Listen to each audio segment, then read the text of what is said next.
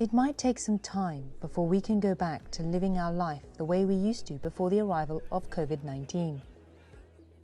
After easing lockdown, governments around the world still require their citizens in their countries to maintain basic physical distancing rules for everyone's safety and to prevent another wave of infections. But how can physical distancing still be maintained after lockdown in different places and environments? Here are some recommendations you might like to consider when using public transport. Try to use public transport before or after peak rush hour times.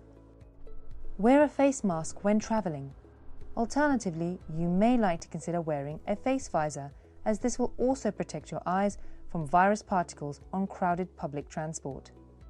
If you have sensitive skin, gloves can protect your hands from the harsh chemicals from the constant use of hand sanitizers, which can be harsh on some skin types. Try and sit at the recommended distance apart from fellow commuters. So, for example, if you're on a train, try and sit 2 empty seats apart. Carry hand sanitizer and antibacterial wipes, even if you are wearing gloves, as at some point these may become necessary to use to safeguard yourself. Use contactless forms of payment when paying for your commute. Hover your card or phone over the scanner, ensuring there is absolutely no contact at all. Avoid eating and drinking whilst using public transport until you get to your destination and have been able to wash your hands for at least 20 seconds. Avoid touching your face at all times, even if you are wearing mask and gloves.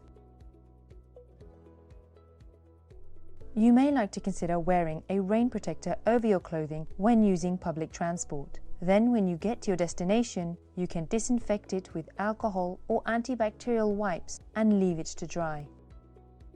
If possible, try to travel from home some days of the week so that your exposure on public transport can be reduced.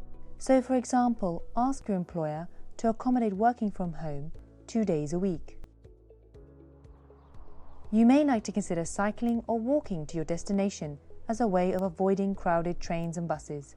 Alternatively, you may like to consider driving instead or using an electric scooter.